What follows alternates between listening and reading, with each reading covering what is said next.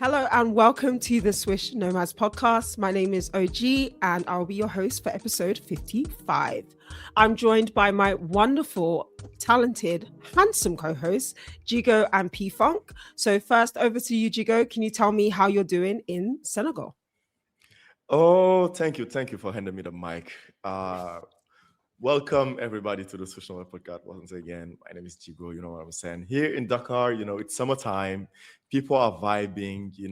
Senegalese people, they're hot and handsome. So that's what we do. We are hosting window three of Group G that features Senegal, Congo, Madagascar, and Cote d'Ivoire. So I'm looking forward to it, literally. Nice. Thank you. All right. And over to you, P Funk. How's the weather treating you? Hey, I'm melting over here. I'm from Africa, and this is worse than Africa. God damn, man. This is like, hey, I'm Hey, melting, literally. Look at this. It's not like I put a tank that's top to show. Nah, man. It's really because I'm hot and no AC it's here. I got hot. to get one. Yeah, but it's all good. It's all good. Double nickel, episode 55. We made it. We keep going. We Mhm. ain't stopping. And then I'm just trying to talk about basketball. There's a lot to talk about in this episode, and then we're here. Switch no bands. So, on today's episode, we're going to have hot topics from Jigo. We are then going to talk about the World Cup qualifiers, which are going to be starting on Thursday for Africa. And then we're going to go into our main topic, which surrounds women's basketball and future earnings, before we round off the episode with the quiz and our final thought. So now before we do that, don't forget to share, like, and subscribe. Follow us on all of our platforms and make sure you tell a friend to tell a friend. Now, over to Jigo for the hot topics. Thank you, Kero. Beautiful Nigerian flag in the background, by the way. Thank you. Even though I know you don't believe in them, but it's all right. So it's your own people. You know that was coming. Hot topic this week. We got a lot of transfer, and not only small transfer, like big transfer. We had some great African basketball players playing in huge markets. So first transfer that I will hand it to you guys. We know our guy, the shortest king in African basketball history, shielded Dundao, joining Porto in Portugal. That's a transfer that we had from last week. Ababakar Gaku is now a free agent for Petro de Luanda. We're looking forward to see where he's going to sign in. Maybe Angola players have some insight on that. We're trying to see if he can give us a little bit of gossip. P-Funk, if you can do this if you can do this for us, it would be dope. Also, another African point guard that really had a great season in Valence and also playing for the Senegalese national team, Branco Badio, joining Panathinaikos with a bag. Like, bro, really did secure the bag, and we're really proud of him and proud of what we have building here in our community. And last but not least, in terms of transfer, Shrilson Bangu could join Partizan Belgrade after his Fenerbahce exit. So we are also following closely that story to try to see where he's going to end up for next season, for those who don't know. And since we have the list and rosters of players that are going to represent the countries, some big names joining African selection for this year. So I mean that we're going to have great qualifiers, great window qualifiers. First thing first, I'm going to start with my country. I'm a little bit biased on that. Taco Fall joining Senegalese national team for the first time. The 7'6" giant is here in the Tanière and probably going and definitely going to play in window 3 for Senegal. And also Sekou Doumbia playing for Guinea. Guys, I can tell you that I watched that kid playing here. Senegal had an exhibition match against Guinea. I mean, he's still a baller. There's levels to this, man. He's a former NBA player. So great talent and great acquisition for Guinea. And that's for now hot topic. If you guys want to add something into it, I will be listening to it closely. So also Eric Chomchi joining Cameroon for the selection, back to the selection as well. Back to you, Kelo, if you have something more for us. No, that's amazing. Thank you so much. I love that you're always on top of the transfers, and we always love to see where the players are going. Congratulations Because to he all those gossips, players man. He's a moving. gossip dude, man. He is a Always big gossiping. gossip, though, right? More What you than mean? me. Like, but I No, love it. absolutely Someone not. needs to be that person in the group, you know? Hey, So I'm let really me just be the happy. stat guy, man. What you mean? I'm not gonna take Okay. over your role. For those who want to skip this FIBA World Cup qualifiers section, we're going to be about 15 minutes, so you can skip to the main topic. But for those who want to stick with it, we're now going to talk about the World Cup qualifiers. So I thought to make this nice and interesting, each of us is going to have about 5 minutes to make our point, give our evidence, and then explain why. So I'm going to start. My point is this. I think that every team, or well, maybe not every team, I think 60% of the teams who release rosters have released rosters with players who are not going to show up. The, Hey, my that was evidence for violent. that, I'm using South Sudan as my example, who have put Wenyan Gabriel and Carlick Jones on the list. Carlick Jones didn't even turn up for AfroBasket. So why would he turn up for a World Cup qualifiers? In which they're not even qualifying for the actual window for the World Cup. This is to qualify for the next stage. That's my evidence. True. My explanation is the reason why they do this is to maybe scare the other teams and to get their fans interested in watching the games, because the bigger the name, the more attraction to the team. Yeah, discuss. That was quicker than the I 5 minutes I thought it was gonna be. I agree with you. Congo did the same. Mhm, mhm. Congolese Federation did the same, and they're gonna come up with the same roster that was in Dakar in February. So, Facts. which is very And you know what they unfortunate did? for them. They came up with this, oh no, because it will take so much money to insure Kuminga, whatever. So don't put his name out, Yeah, then don't put that's his name. Exactly. Why would you do that? no, but I No, I understand. love Listen, my. I'm gonna give you an example. I'm gonna give you an example, right? Because look at Gilson Bangu. Gilson played Afrobasket, got hurt. He basically didn't finish the whole tournament. He was a Fenerbahce, right? Didn't play, and then basically they didn't renew his contract because I think he had a 3-year contract.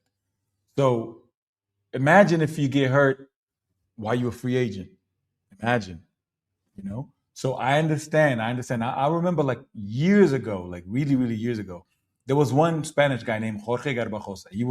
He played for the Raptors. He was the president of the federation years ago, and now he's the president of FIBA Europe, if I'm not mistaken. And then a bunch of insurance companies had to team up to insure that man, just to go for him to go to Eurobasket. Because what the NBA said, hey, listen, if he gets hurt, we don't allow him to get hurt because we put a lot of money into that guy. So an NBA player, a kid in the Euro League, a kid in basketball Champions League or Euro Cup, whatever, that making like, I don't know, 20,000 a month, 30,000 a month. Is he gonna jeopardize for 3 games that, like you said, he doesn't qualify for anything, it qualifies to the next round, you know? So I don't know. So that's why, like, a lot of these big names, they don't go to AfroBasket, but they, with a chance of making it to, because they want to secure that spot, and go to the World Cup. That's what they want to do. So probably they're gonna show up. Oh, I'm not okay, whatever. But I'm part of the, like, let's say 20 players that they see, and then when come like the last window, they go whatever, and then they're part of the 5 guys, the 5 teams that go to 2027. So we'll see. To me, I mean, the roster that Angola put out. I'm not talking about other countries. I'm talking about Angola. I think most of them came. Bruno was Yes, still yeah. playing. Bruno was still playing the ABA finals. He went. The kids that were playing who else did? I mean, Kukila. He went to. He was playing. He went. And I think Kukila. I heard. I don't know. I'm not. I heard that he signed with Dubai Basketball. They're gonna go. He's gonna go on loan to another team, which is great. Dubai Basketball. They're Okay. the reigning ABA champs. So, but like I said, it's come on. like seeing Dumbuya, right? That kid is. I remember him. He played for the Pistons. He played for the Pistons. I watched him. Yeah, Yeah, seventh overall pick. I know. I don't know if you guys remember that. I remember that. I remember that. Yeah, the kid was nice. And then I think he gained. I mean, my impression of it, like it was like he didn't have a clear NBA position. He was. People didn't know if he was a power forward playing small forward, or if he was a small forward that had to play power forward. Exactly. So, Yeah, I see what you mean. But he was good. He's got. I remember I watched him play at Kid 54 in Paris, that tournament. He was there. You can see he's an NBA player. So yeah, Ricardo, I don't know there's if levels. Yeah. Come on. And then Guinea, shout out to Guinea. They always come out with these, Guinea is Shannon Evans playing too, right? Yes. Yeah. The thing with Guinea, what I will say is that roster is a winning roster. They don't really need to add anybody else at this stage. I think when they get to the second round, this is when we're going to have to start worrying a bit. I think they're going to breeze through this round of the qualifiers. They'll finish top of their group and they're going to be fine. After that, This is when I think Guinea will start to worry. For me, Nigeria's roster, like, what is that? Hey, Shimizu is here, man. But he coming from an injury. The kid is like, he hardly played. He didn't play. When was the last time the dude played, man? He's recovered from an injury, like exactly. I mean, yeah. So I think what annoys me about Nigeria is they basically turn up knowing they'll qualify in that third spot, right? Because it's the top 3 teams that's going to go through. And then they try to get, true. But I really feel like a team like Rwanda deserves to go through. They work really, really hard. Rwanda has consistently been building up their local teams, their local leagues, local players.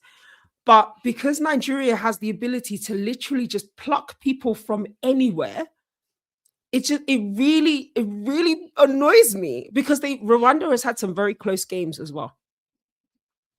And the addition of David McCormick has really tightened up that squad. Oh, come on. McCormick is McCormick is an EuroLeague player, former Kansas Jayhawk. Don't sleep on that kid. I mean, he's here in Munich. Like, I mean, he's a beast. He's a beast, like he but then that's another thing. A lot of other African teams have like you need a 4 and a 5, a tandem. You need bigs control. I mean, despite Shielder winning MVP or whatever.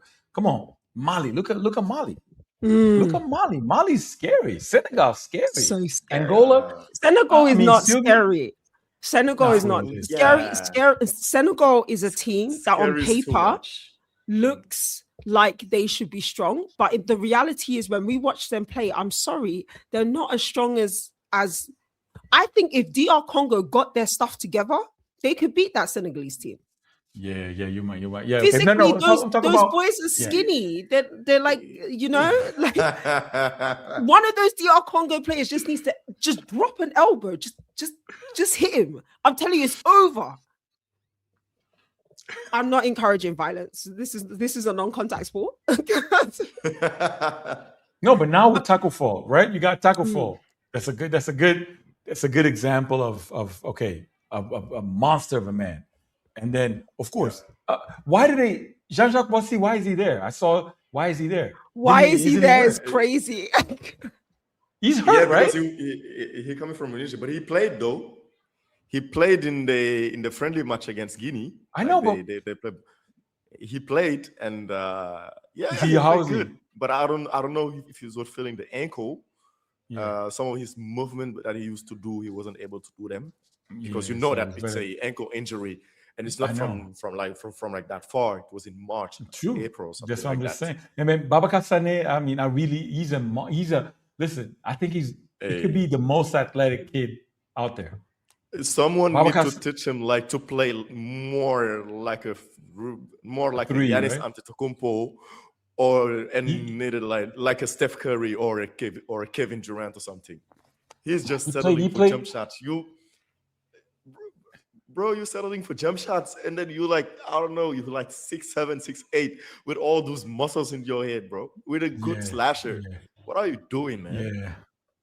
So is Baji gonna play?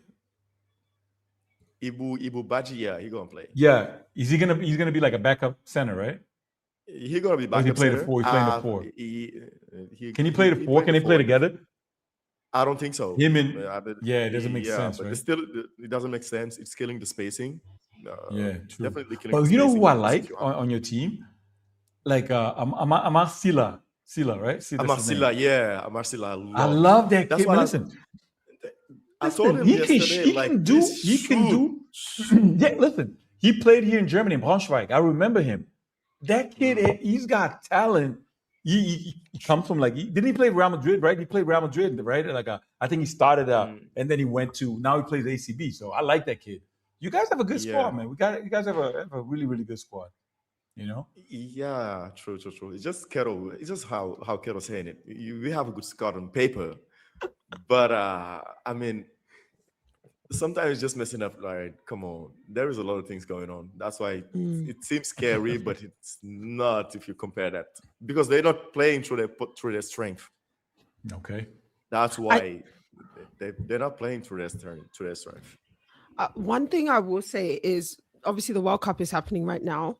I was literally listening to another podcast and I knew what I was feeling, but I didn't know how to verbalize it. And the podcast is Shits and Gigs. And Fuad said, and this actually is exactly how I was feeling. He's like, football is this game where even if you don't care about it, when the World Cup comes on, you find yourself rooting for the underdogs. He said every African team on there that was able to do something, I felt like crying because I felt proud that this is where I'm from. And I feel like everyone from Cape Verde to Senegal, Cote d'Ivoire, Morocco, Egypt, that's how I feel when I watch football. I'm not a big football fan. I'm British. I should love football. I only watch it when the World Cup or the Euros on, and now more African. But with basketball, for some reason, we don't have that same feeling.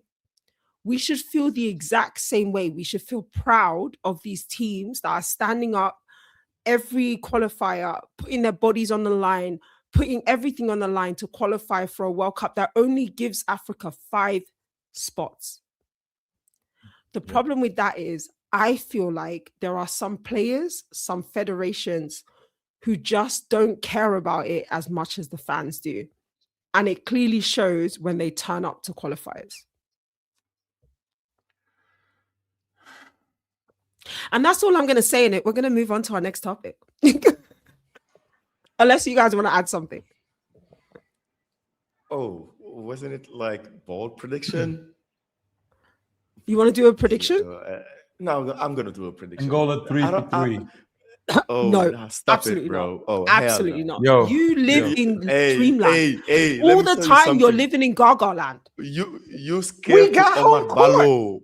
I don't care. I don't care about your your home court. Mali destroyed you in Egypt. They're gonna come and destroy you now. You're scared to Omar Ballo, bro. Wait. You know what it is? No, listen, there's levels. We got EuroLeague players. That's why he didn't go to the NBA, because he's just a big bully. And life. But in my country, bullies get bullied. Played in the BL. What you talking about? Bullies get bullied. Okay. My country, bullies get bullied. You know, don't get me wrong. Listen, kid, I follow that kid since after U16. I know he went to Gonzaga, went to Arizona. He did his thing, went to the G League. He plays in Italy. But there's one individual that, let me tell you something. Schilder was You're the going to MVP. have the MVP. Yes. No, Schilder was the MVP. Mm-hmm. But the problem is, to me, our system is not conducive to a player like Bruno. I don't think what's wrong with that coach. Listen, Bruno was I'm gonna listen. Yeah. What he did, he got drafted because he was about like back to the basket player. Give him the ball, let him play. He gets the ball on the 3-point line, and he gets the ball like with 2 seconds to go. He has to rush a shot. They don't. I mean, high low. They don't use that's how he played. They don't use him. Listen, how did Angola win U18 and U16? Because they have 2 kids named Silvio de Souza, Bruno Fernandes. High, low. That's the way they play the IMG. That's the way they play the Montverde. That's the way they play the U18 and U16. But then there's no system in Angola. Schilder dribbles for like 20 seconds and then he tries to host a shot. That's what I'm saying. There's no system. Now there's spacing. We got some shooters, but listen, I don't know who made the final 12, but I'm sure there's gonna be like at least 7 bigs because that guy's in love with bigs. You know, there's He gonna be loved 7 bigs bigs for rebounding. No, but rebounding. Listen, yeah, he was like, yeah, we're gonna be the best rebound. Yeah, he said one day we're gonna be the best rebounding team, and then what? You got to score points, brother. You got to score points, and then China put a little zone, a 2-3 zone, 2-3 zone, beginners. You know, a 2-3 zone, and the guy, what was his answer? You put 4 bigs. He put 4 bigs. He was playing with 4, 5. It's not even a 4, like a stretch 4, like Abu. No, Gaku. No. Wabu. No, he had 4 guys that played a 5 position, trying to go like and a then Kukila. Yeah, Kukila. Yeah, but don't get me wrong. Kukila got better. His jumper is getting better, but he's not a shooter. You know. But like I said, Angola's gonna. We have home court advantage. At home, I mean, there's that famous LeVar Ball quote. We never lost. Pedro, I have a question. Like, didn't Angola won that way? It's like, you guys won AfroBasket. Is it the way that you guys won? Yeah. We won one of the most watered down AfroBaskets. You know, because I'm gonna be honest. Like, okay, check. South Sudan wasn't South Sudan that went to the World Cup. It wasn't South Sudan that went to the Olympics, right? Even Cameroon, even your team. I mean, don't get me wrong. The rosters weren't. I mean, who showed up? Tell me who showed up. Like the stars that we got. Listen, we had one kid named Yves Missy. Yves Missy is it was a first year player, right? He was a rookie, all rookie second team. Don't get me wrong. More power to him. You know, but he was a rookie in the NBA. You know, you guys had Siakam. You guys had Cameroon had Siakam. Had I'm not talking about Embiid. No. Even the other kid, Koloko. Come on. Yeah, Christian Koloko. Right? Yeah. That's the thing. You know, other countries had like that NBA players that didn't go. Unfortunately, you know, I want to see them. I want to see. Hey, I need to be the Afro. You got to be excited to represent your country at every level, because now AfroBasket doesn't qualify for anything, so they don't feel the need to go. You know, they don't feel the need to go. And then if you have problems that your federation doesn't pay, insurance and stuff, you know. But I feel like there's something to do with pride and people willing to show up to represent their country.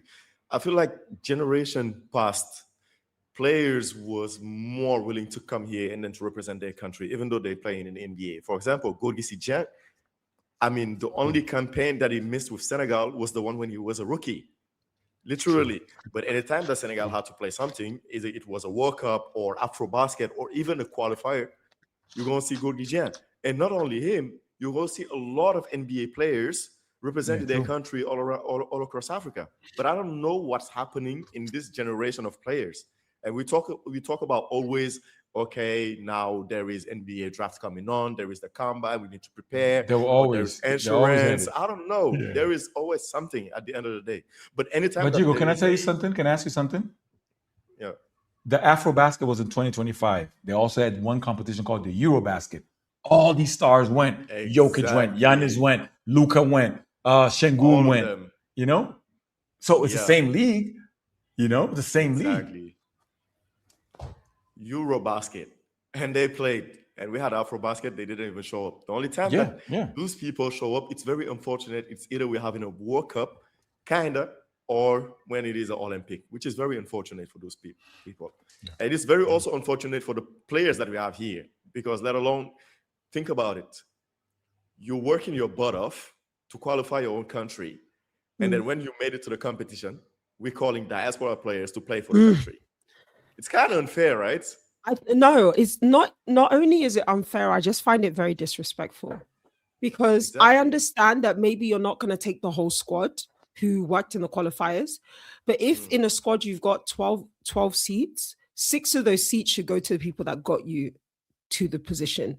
And then you fill the other 6 with people that you think, hey, they can make this squad, they can make it work, they can make it better.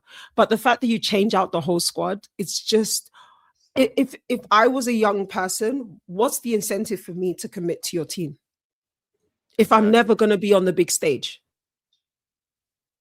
Yeah. But guys, we're going to have to end the World Cup conversation here. Don't forget, the World Cup starts for Africa on the 2nd of July. It's on courtside 1891. And all these teams will qualify for the next round. The top 3 teams from each group will be the ones going through. You can join us next week not next week, the week after, where Marcel will be hosting, and he is going to be in Angola, so he can give us all of the gossip that went down, and it will be a World Cup Window 3 qualifier special edition. But now, let's go Mali. Now we are going to move to our question of the week. So let me just get my little script here, because I worked really hard on this. I did a lot of research, so I just want to make sure I get it right. All right, so the question of the week is around women's basketball. So let me give you my proposition. For years, if you were one of Africa's best women's basketball players, there was a pretty clear, simple career path.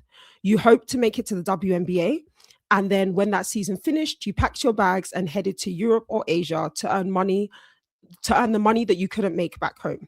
But over the last 18 months, something has changed. New leagues have launched, the WNBA salaries are rising, college athletes are making money before they even turn professional. And for the first time, we are hearing words like equity and ownership being mentioned alongside women's basketball. So this got me thinking, are we witnessing the biggest financial shift in the history of women's basketball?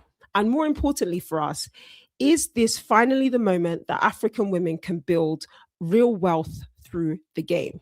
So just before I throw it to my co-host, I just want to drop some knowledge. So the WNBA, before the new collective bargaining deal, players would average something like 100,000 a year.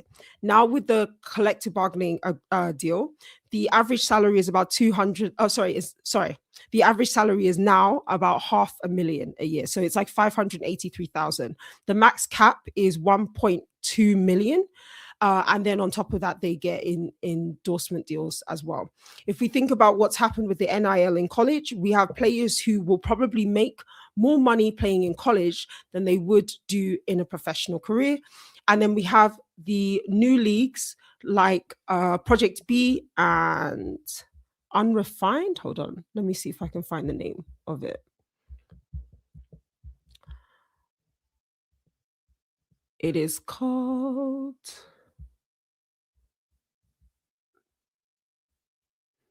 What is it called? Unrivaled. That's it. Which give players the opportunity to play, but also be equity partners inside the league. So firstly, I want to throw to Pedro, and I want to ask you, when you look at everything that's happened in the last year, what is the biggest opportunity that you can see emerging for African female athletes? There was always this pay gap, wage gap, sort of in between women basketball and men, boys basketball, whatever. I remember shout out to our WNBA season 2. My friend was the number 1 draft pick of the WNBA in the WNBA, Małgorzata Didek from Poland, and she made $50,000 for a 3-month contract. She was drafted by the Utah Stars. She was, unfortunately, she's no longer with us. God took her, but she was like 7'2" girl. Like she could have dominated the sport of basketball if she wanted to. She was just too nice, Yeah. Tisha Penicheiro, the Portuguese point guard, was number 2, and then the list goes on. My friend Amaya Valdemoro got inducted to the WNBA Hall of Fame this past weekend. Shout out to her. She was the number 30 draft pick, and she made $30,000. $30,000. They gave you a house. They gave you like a house. She had to share an apartment. No, she had to share a car. She had to share a car with a teammate. Um, it was Janet Arcane from Brazil. Oh, And nice. there was like they gave her per diem, this and that, but of course she had to go when the season was over. She had to go and Mhm. play. She played in Spain, she played in Russia, she played in this. I think she played in Brazil also. Yeah, nowadays things change, right? Because if NIL is paying so much, Mhm. people, but there's a difference between the WNBA. The girls, they got to graduate. The ones that go through college, Mhm. they got to play 4 years, as opposed to the other ones. They can just come from Europe and join, or come from Africa and Yeah. join. So what's you remember Dominique Malonga? We talked about it last Yes. episode. Yeah, Yeah. she's French. I think she's also from the Yeah. Congo, and yeah, Cameroon. she Cameroon. Cameroon Yeah. also. So she joined the WNBA. She could have made, like you said, a lot more money playing college, because it's 4 years. Can you imagine 4 Yeah. years of playing, making like there's girls making $1 million in college Exactly. basketball, Yeah. Yeah. and then there's like for 4 years. So you get out with a college degree, you got $4 million in your bank account, and then you can be a pro, and then you Mhm. can play the WNBA, make your money, go to China, make your money. So now there's going to be generational wealth for these women. Mm. It will. There's an opportunity for these girls to catch up in terms of course, it's not like the $300 million for 5 years that the guys are making. You Yes, know of course. that it's not, but also the arenas are not as full. They don't sell shoes. I mean, I know like Mm. Caitlin has, they don't Caitlin's sell. got Yeah, some issues. Caitlin has. I think Yeah. Angel Reese Sabrina has. Ionescu also So has. yeah, Sabrina Anesco has some has. yeah. Yeah, Yeah. Sabrina won. Yeah. So, but I remember like Cheryl Swoops. She had the Nike Air Swoops back in the day. You know, Mm. she had. And then she was making commercials. She was making Nike commercials, whatever. But then that's the elite of the elite. Now, Mhm. a normal, I don't know, middle of the pack WNBA player can buy a house. Yeah. Like this, because before they could put a down payment and then work 3 or 4 years to pay for, but now they can Mm. buy a house. True. So I think it will change. It will change, and then these other leagues, I'm afraid I don't know enough to know. Like I heard about the Unrivaled that they give you equity and stuff, but I think it's they have to be like the top notch players, right? Not Mm. anyone all of a sudden, "Oh, I'm going to go." And then there's another thing. Now we were talking off camera, off yeah, the situation with the visas now for African Mhm. student Yeah. athletes, and also like this if you want to go to college, you need to go and apply for a visa. Last week alone, three girls that they were going to go to junior college from Angola, they got rejected. The coach Mm. called me. Angola is now on their list again. I think Congo, South Sudan, Nigeria, a bunch of countries, Yeah. they can't go. So Hmm. you not only depriving people from getting an education, also for being able to support their families back home. Because Mm. so that's the thing. So where are you gonna go? You can't go to the NCAA. If you don't go, you're not like, I don't know. Maybe if you played in Europe, if you play in Europe, you can go and go straight to the WNBA. But if that not that's not a possibility, how do you do it? So you got to go other Mm. avenues. Go to China. I mean, I Yeah. think go to Australia, China, New go to Zealand. Australia, New Zealand, Yeah. also, yeah, and then Yeah. Brazil has a women's league, really, really strong. Yeah. Yeah, and then you try, or let's see how the equivalent, if we're gonna this pay raise is gonna go Mhm. and be the same back home, in African Mhm. leagues, say, hey, we got to pay our girls, we'll see. But to Okay, me, yeah, Jigo. it's Oh, it's inspiring. yeah. So Jigo, I guess my question to you now is, are we just getting gassed on this idea that women are going to get paid more? Is this just a bubble that's going to be like a test that's around for now, and then they're going to realize actually what P Funk said, they're not filling arenas, they're not selling merchandise, and maybe we're not going to pay them the max, but we'll pay them the minimum. Yeah, I see what you come from with that. And I feel like, from my point of view personally, I feel like that women basketball right now is evolving and is going to the right track. I don't feel like that we are just in a bubble or okay, Mhm. nice, we have women playing basketball and we're paying them, and after that we realizing they're not making that much money, so we need to cut it out. No, I feel like the race of women basketball is only gonna go high and gonna go up. Uh, why I'm saying that is what we having in a couple of years in terms of women basketball. Now I'm talking globally. We never Mhm. had that in the past decades of women basketball. So we've seen improvement and we've seen stars that have been creating. We've seen role models thanks to an Angel Reese or a Caitlin Mhm. Clark. What I love to say is that uh, women basketball. I mean, the WNBA is in his 80s eras of the NBA, because we know that the NBA was in a phase that there was down in terms of Mhm. finance, and they didn't have the proper stars and what have you. And in the 80s, boom, you have a Magic Johnson, stars from college. You have a Larry Bird, a star from college. You Mm. have Michael Jordan coming up. You have Hakeem Olajuwon coming up. Think about the draft class that we had in the last couple of years in women's basketball in the WNBA, let's say. Angel Reese. Angel Reese, Caitlin Clark. You have so much Yes. stars, and not only they're stars, they're also role models, and Mhm. also they play. They selling merch. I can tell you, the Sabrina Yeah. shoes, the Ionescu, people are buying them. Yeah. People are buying them, and then you know that they're getting that global exposure for them playing in the All-Star game event, not the gimmick All-Star fun thing that they have them playing against celebrities. I'm talking about a Sabrina Ionescu going toe to toe to a Stephen Curry in a three-point shootout, which is very, like, Mhm. it is, very It's something. providing exposure. It's exposure. There you go. Yeah. And then I feel like that exposure is now taking it somewhere. Okay, now viewership are up in the W. But I mean, it was can even. I add one thing to what you're saying? Yeah, there you go. We were literally having a discussion because we're doing some workshops in terms of how to get new fans who are not engaging with basketball to engage with basketball. And we were talking about Caitlin Clark and the Caitlin Clark effect. And somebody who's based in France basically said, America knows who Caitlin Clark is. Europe doesn't care about Caitlin Clark. They're not interested and they don't know.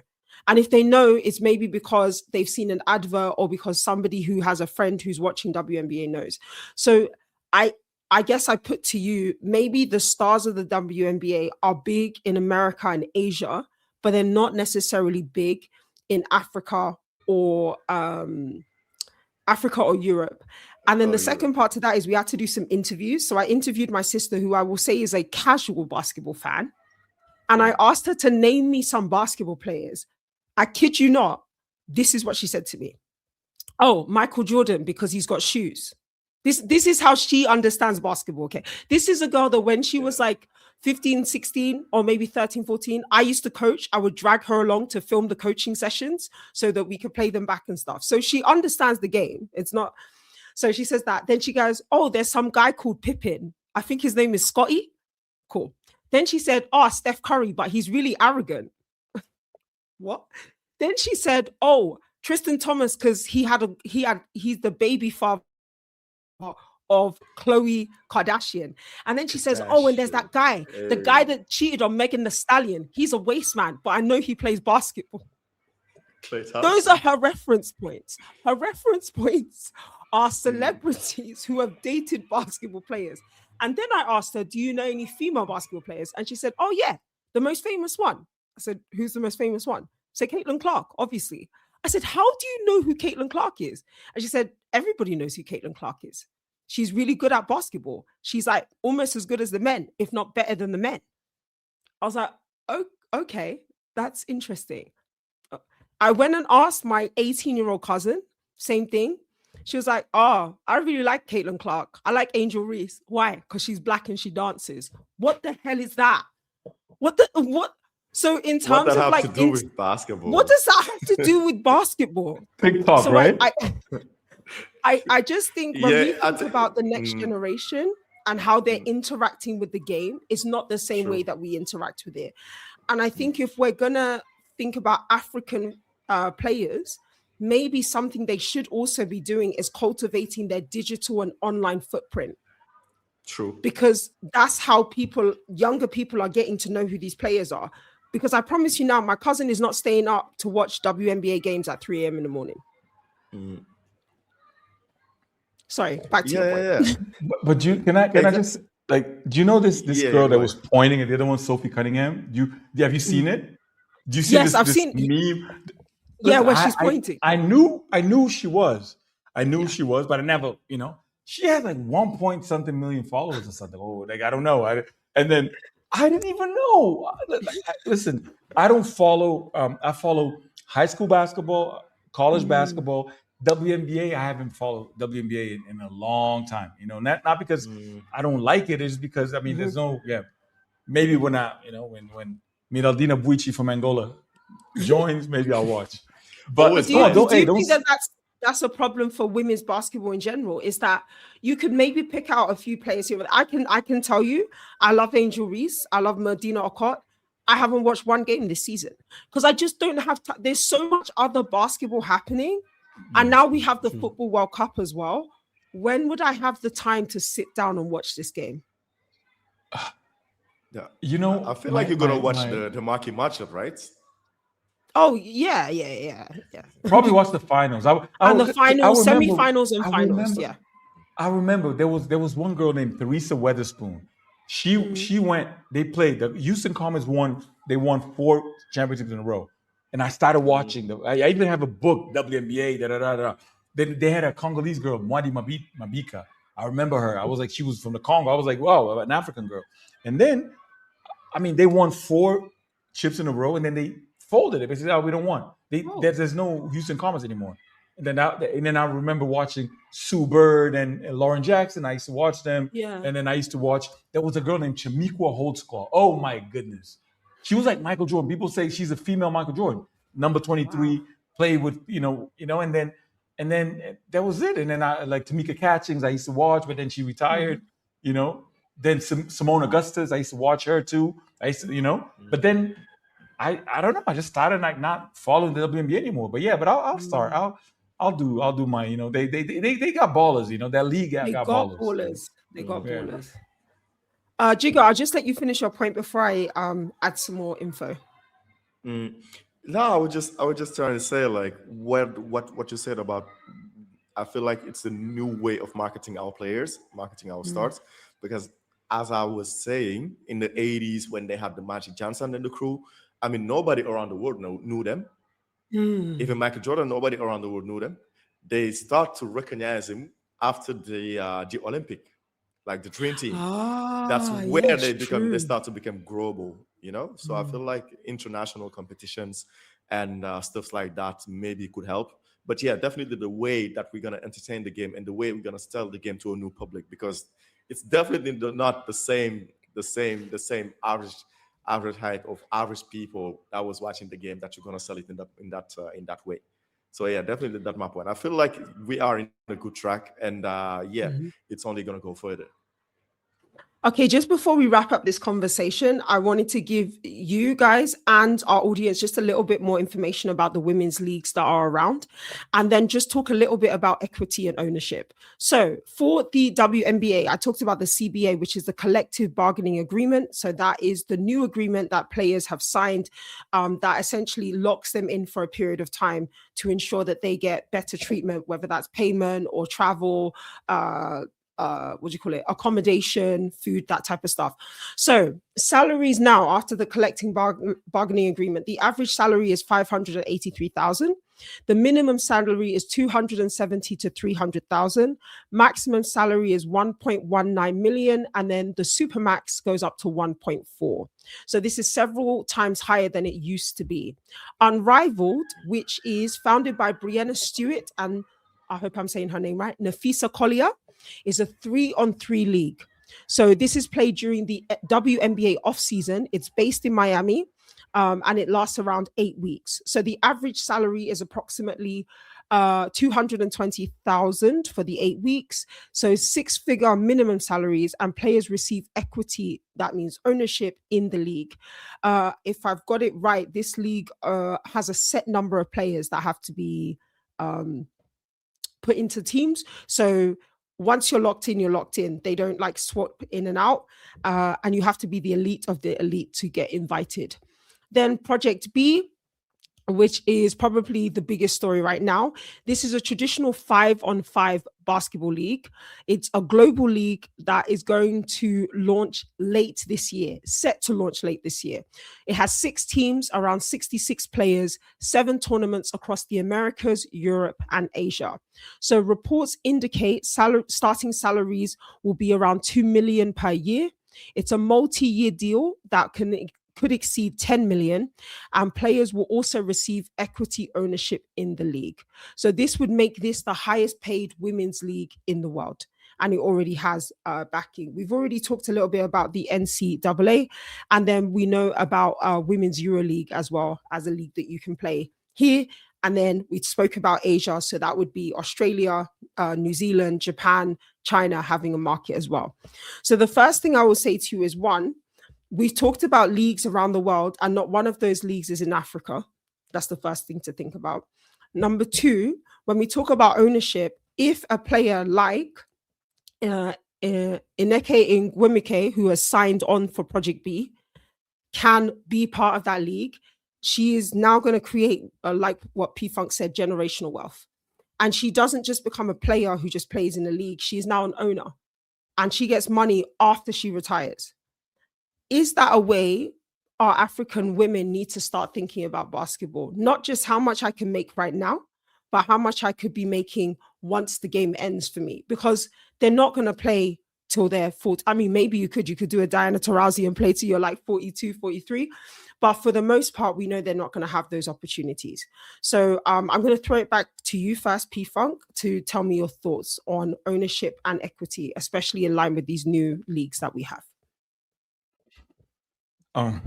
You mentioned something that only the elite of the elite get invited. So if you're not a Angel Reese or Bumakwe, if you're not one of those like national U.S. national team level girls, no one's gonna give you anything. You're just gonna be a roster filler, you know. So that would, I mean, it's kind of like, don't get me wrong, these leagues, they trying to, because it's a 8-week league, right? So season. This is for the 3x3 one. Is 8 Yeah. weeks for So the 3x3. do they? Yeah. But if it's 8 weeks, because the WNBA is doing the summer too. So do they overlap? Can you play both? I don't think you'll be able to play both, no. You know, so But they it'd be did like, say okay, it was supposed to be in the off season. So I'm assuming they're going to wait until the WNBA finishes and then yeah, but WNBA finished, they got to go to Europe already or to Asia. But the idea is that they would stay and play in Miami They would because stay- the money would be better. I mean, yeah, listen, there's girls making $1 million in Europe. That's true. You know, so you play. That's another thing. There's gonna be 8 weeks, right? It's 2 months. What are you gonna do the rest? And, or you can sign with another team, like as a you know, because this is kind of like what we see in the BAL, right? A lot of these guys, they play in the BAL. They go from team to team to team. They don't go a whole season play for a team. What they do is like they sign for 2 months over here. They go BAL. They do another month. They do this, and then at the end of the, you know, they combine everything. They probably get the same amount they would have gotten if they sign with a normal team, you know. But that's what we got to understand. Like, you know, does it if you get $1 million in Russia, play for CSKA Moscow, and then you get 200,000 playing 2 months in Miami 3-on-3. You know, one thing is tax free, the other thing, Uncle Sam's gonna go to your pocket. You know, so I don't know. I don't Okay, know. Jigo. To me, No, sorry, go on. Finish your point. I'm just saying. To me, it makes sense if the dollar amount makes sense, because that's another thing. We talking about women that some of them want to have kids Like Yes. I remember Cheryl Soups, the first season she played, the first season, she got right after giving birth.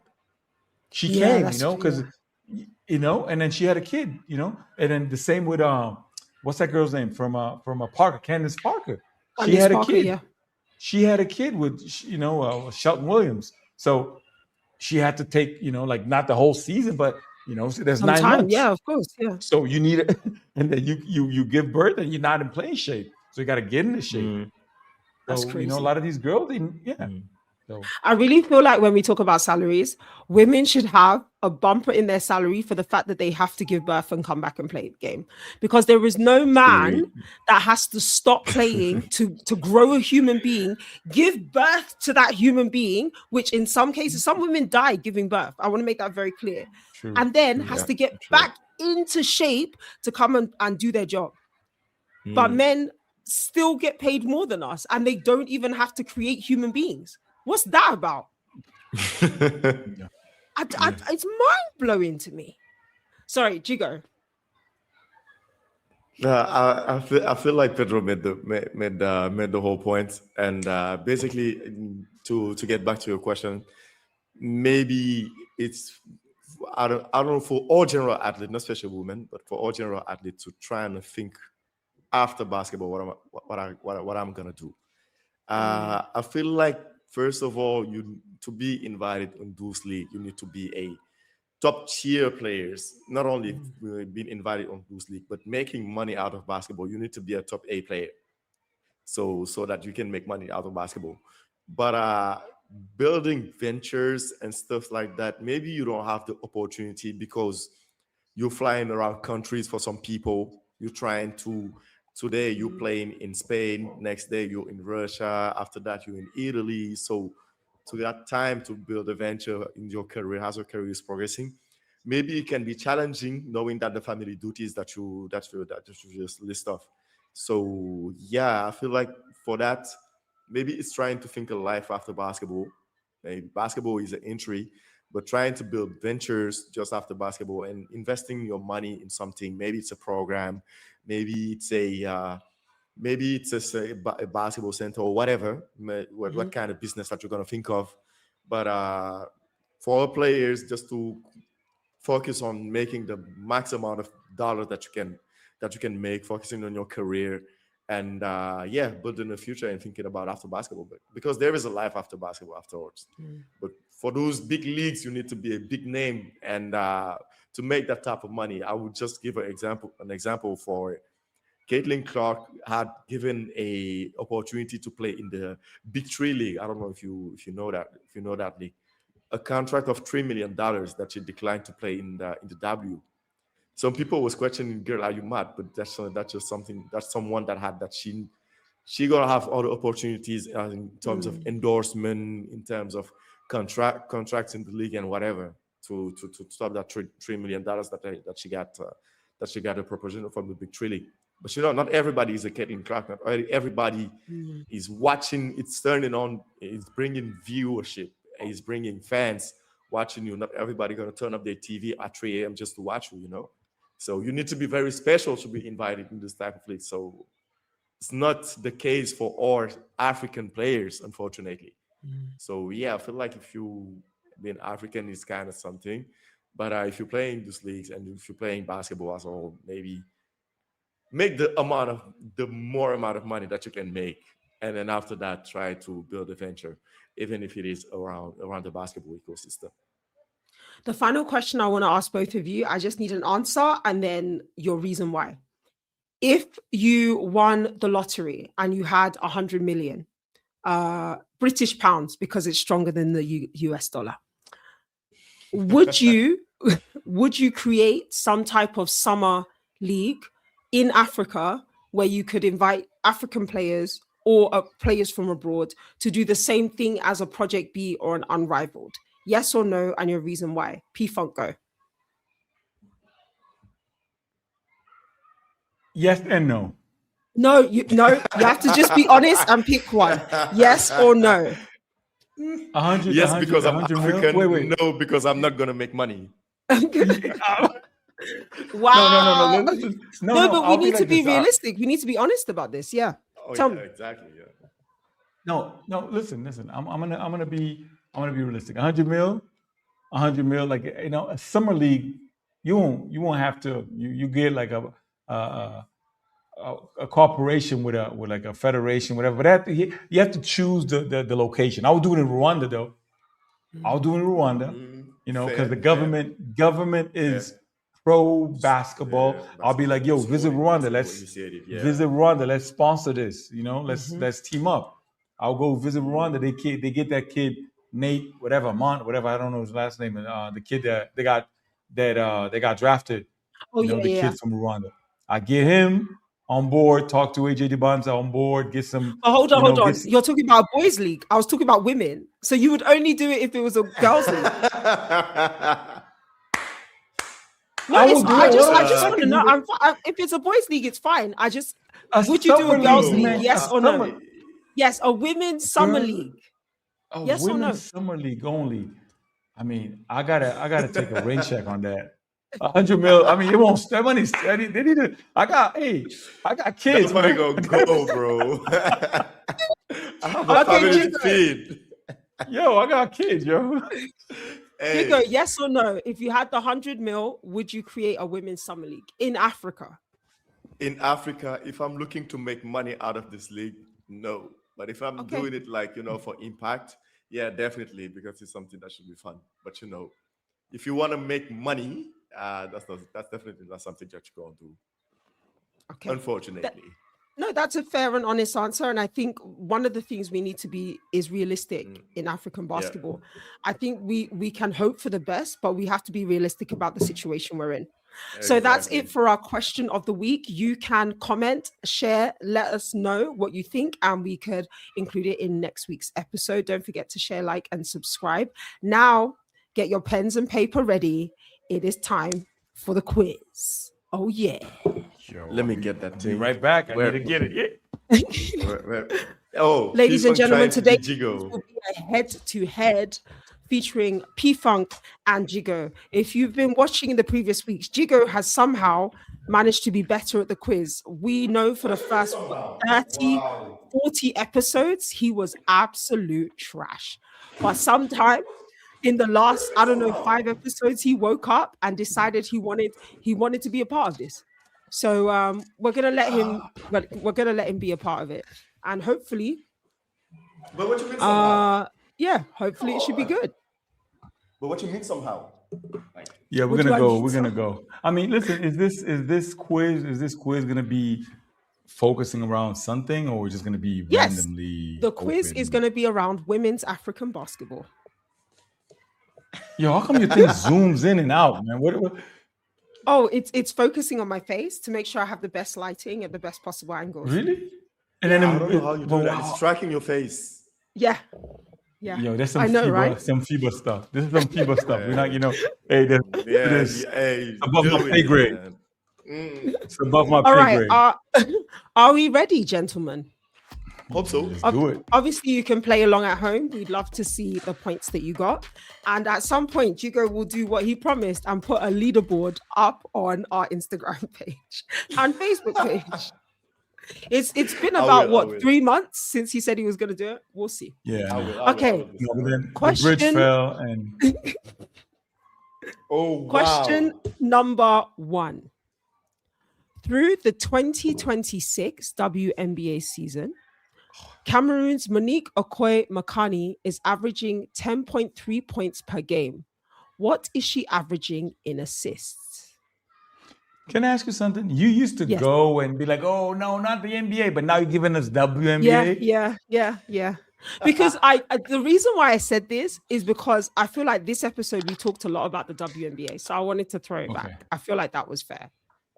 Okay. Once again, Hey. how many assists per game? Like the closest Yes. gets it? Or, okay. Yeah, closest gets it. I mean, I'm just gonna. There's no chat GPT here, nothing. I'm just gonna go and type. Are you I'm insinuating that Jigo's using ChatGPT?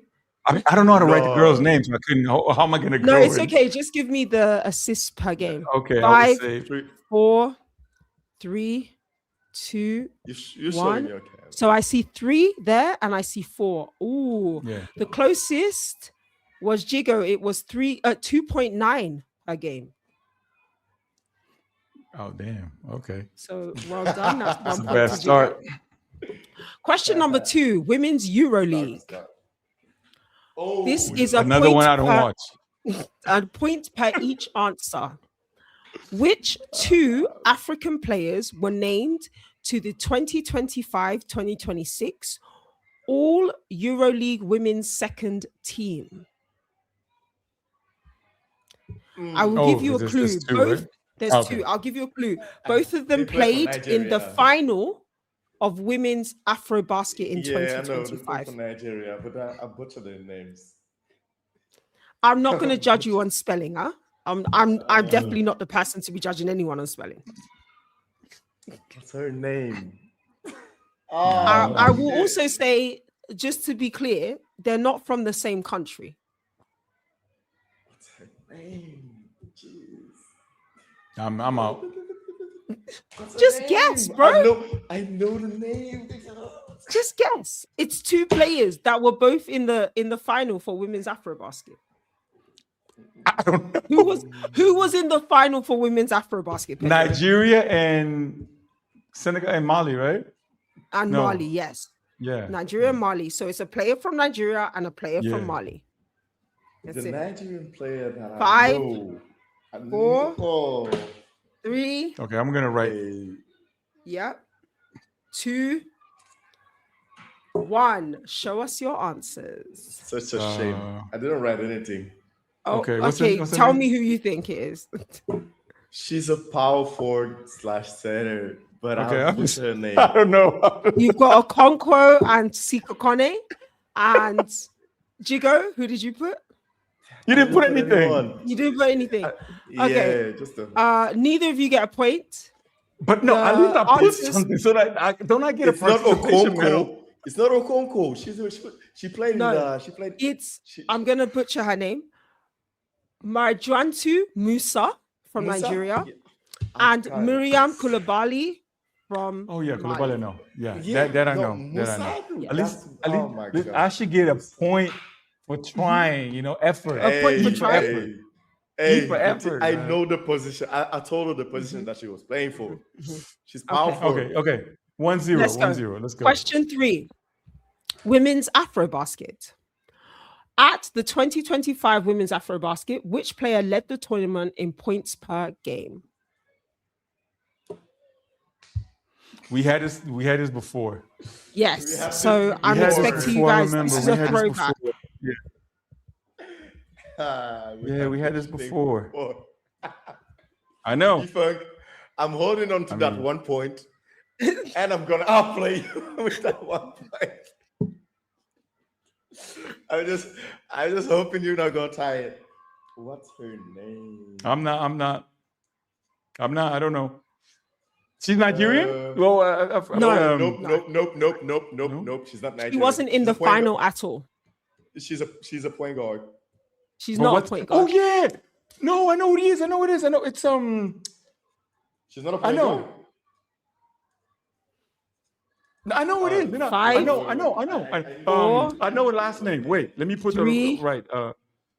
2, Hey, Kero, come on. 1. Let's see what you got.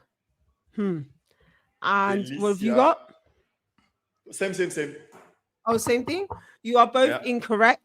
The correct answer is Ranim Eldegawe from From Egypt. Morocco. Oh, Egypt. Egypt, what? Yeah, I know. From Egypt. Ranim I know. got 20.3 points per game. Delicia Washington got 18.2 points per game. And Jessica Thomas from Cameroon got 17.5. I remember that question. I remember from Egypt when we it's talk the- about it's the trick, Egypt. innit? Wow. Okay, Yes, there's still what? at 1 There's point. two more questions.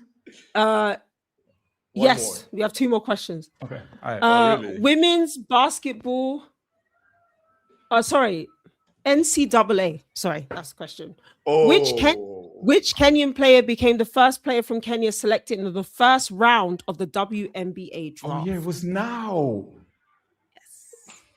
This should be an easy one. But I forgot her name. not that easy. I'll take a first name or a last name. Ah. Everything about girls. Audience, I just want you to Oh. know that the men on this podcast clearly do not care about women's basketball because these Oh, are don't some say very that. easy questions I'm throwing out here. Don't say that. Don't say that. Don't say I that. mean, it's a really easy name. I know. I I remember her had one. name, but like, okay, Five, I'll I put have. it. Okay, 4, okay. Let's 3, see what you put. 2, Wait, I didn't write. Can I say it? 1. Yeah, go. I don't know how to write. Okot. Okay, and Jigo? Nothing. The correct answer is Medina Okot. Well done. Oh wow. Okay, Well okay, we're done, going for It's it. P-Funk. Yeah, well 1-1. done. This is the Oh one my that's god. going to Oh. decide it. Okay. Oh. Breathe. Okay. This is Women's Oh. Basketball World Cup. Which African nation became the first to reach the quarterfinals of the FIBA Women's Basketball World Cup, and in what year? Like all time, you mean? Time. Yes. All time? How would I know? No, I mean that's gonna be a tie. Go get the. I think Get it's a gonna be point Nigeria. for the If you're gonna name say of the country okay, and a Nigeria, point for the year. Nigeria 20. Think about when the Women's World Cup is. Odd numbers, right? Odd years, right? It's even. Even? Okay, so 20.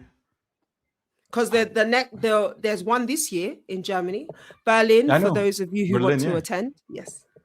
Oh, I'm gonna So I see think you. I'm going to you Germany going? for the Okay, let's do yeah, it. Let's do it. yeah. Yeah. I mean, I it's like forgot. Oh it's wow. like yeah, it's right. Come on. I went to Turkey. I think I'm not gonna go to Germany. Come on. Yeah. Here? Yeah. Yeah. All Okay. right. So 5, Nigeria. 4, 3, 2, 1 answers. Nigeria in 2018. And you go? Senegal in 2013, 14, something That like that. it needs to be an even number. I'm trying to help you. Yeah. Yeah, I'm bad at math, man. Even odd. It's not math. It's even or odd, bro.